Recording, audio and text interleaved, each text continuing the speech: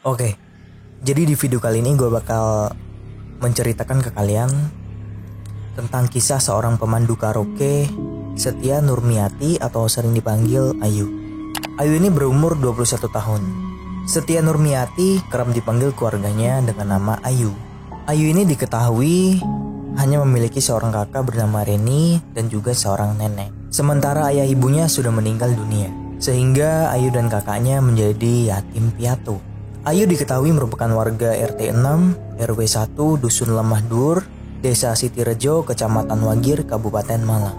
Awalnya ia tinggal bersama sang kakak, namun belakangan diketahui Ayu mengaku sendiri.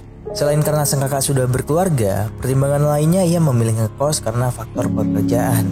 Namun rupanya keluarganya tidak mengetahui bahwa Ayu bekerja sebagai pemandu lagu di tempat karaoke tanpa sepengetahuan keluarganya. Ayu rupanya tinggal dengan kekasihnya atau pacarnya yang bernama Wahyudi berumur 34 tahun. Tak banyak informasi mengenai sosok Wahyudi ini. Wahyudi ini adalah seorang supir truk dan pernah menikah 2 kali. Dan sebenarnya sudah memiliki anak namun sudah meninggal dunia. Wahyudi pun menjalin hubungan dengan Ayu. Mereka pun juga sebenarnya tak baik-baik saja. Meski sempat tinggal bersama, keduanya kerap terlibat pertengkaran. Lantaran itu, Wahyudi pergi begitu saja meninggalkan si Ayu. Hingga hari Senin 23 Maret 2021, Wahyudi ke kafe menggunakan truk Fuso yang sering ia kemudikan. Di sana ia membawa perempuan lain bernama Amel. Kemudian si Amel ini diajak minum-minum bersama dengan teman-temannya si Wahyudi. Apakah ia berniat untuk memanasi Ayu atau bukan? Yang pasti di saat itu Ayu juga sedang ada di kafe. Ayu yang masih menaruh perasaan ke Wahyudi. Jelas Ayu ini merasa cemburu. Apalagi Wahyudi mengajak perempuan tersebut untuk tidur di truk kabin. Malam itu pukul 1.30, Wahyudi dan pacarnya Amel kaget ketika tiba-tiba Ayu menggedor kaca mobil, sekaligus meneriaki mereka. Wahyudi tidak menghiraukannya karena menganggap hubungan mereka sudah berakhir. Namun Ayu ini terus memukul kaca dan berteriak. Karena tak ingin lebih lanjut terlibat cekcok, Wahyudi pun menyalakan mobilnya dan sengaja ia pun mengarahkan mobilnya ke arah kanan. Pada saat itulah Ayu terserempet bagian belakang mobil dan kemudian terjatuh. Parahnya lagi, Ayu juga terlindas oleh truk Wahyudi yang mengakibatkan luka sangat serius. Tanpa memperdulikan kondisi Ayu, Wahyudi melajukan mobilnya ke arah utara bersama dengan Amel, meninggalkan Ayu dalam kondisi tak berdaya.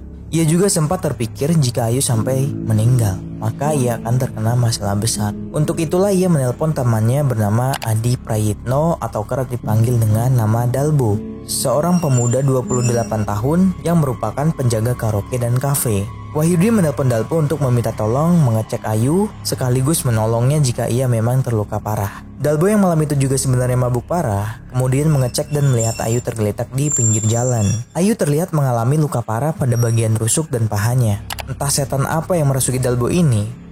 Bukannya menolong, Dalbo justru tergiur untuk menggerayangi Ayu. Ayu pun diseret ke warung di samping karaoke dan kafe 88. Di tempat yang gelap itulah Dalbo melampiaskan nafsunya ke Ayu. Di saat masih hidup, Dalbo bisa melihat dari air matanya masih menetes. Setelah puas, bukannya menolong atau setidaknya memanggil bantuan, Dalbo pergi begitu saja bahkan membiarkan sebagian pakaian Ayu dalam kondisi terbuka. Singkat cerita, waktu berlalu keesokan harinya pukul 3.15 sore hari. Seorang tukang sampah lewat di dekat bangunan terbuka tanpa sengaja melihat wanita sudah terpujur kaku, pakaian sudah tersingkat hingga ke bagian dada. Begitupun celana juga terbuka hingga ke bawah. Penemuan itu pun langsung menghebohkan masyarakat sekitar. Mereka melaporkan penemuan tersebut kepada polisi.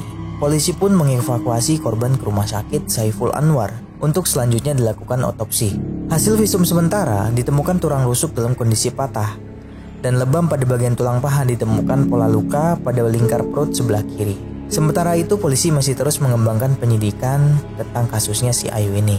Kakak dari Ayu datang ke rumah sakit mengkonfirmasi bahwa itu adalah keluarganya. Mereka mengetahui dari seorang relawan kemanusiaan di mana informasi mengenai Ayu ini sudah juga tersebar di media sosial. Tak butuh waktu lama, polisi dengan cepat dapat informasi siapa saja yang terkait, bahkan menangkap kedua pelaku. Wahyudi ditangkap oleh polisi di kawasan Gempol, Pasuruan. Sementara Dalbo ditangkap di kafenya. Dari hasil investigasi ditemukan pola fakta-fakta baru di mana ternyata Dalbo menyukai Amel, wanita yang saat itu sedang dipacari Wahyudi. Sementara Wahyudi masih terus dikejar oleh Ayu, sehingga nampaknya mereka terlibat hubungan asmara segi empat. Fakta lainnya adalah saat Dalbo menyeretnya, menurut polisi di saat itu Ayu masih hidup dan mungkin masih bisa selamat. Terlepas dari semua itu, kini mereka harus mempertanggungjawabkan perbuatannya. Wahyudi dijerat dengan pasal 338 Junto pasal 351 ayat 3 tentang penganiayaan yang menyebabkan kematian.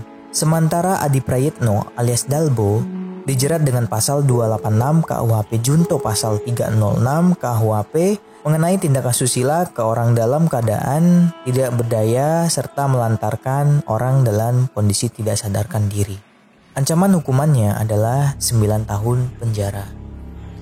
Itulah kisah memilukan dari Ayu yang bukannya mendapat pertolongan di saat genting namun justru dimanfaatkan dan mendapatkan perlakuan tak senonoh.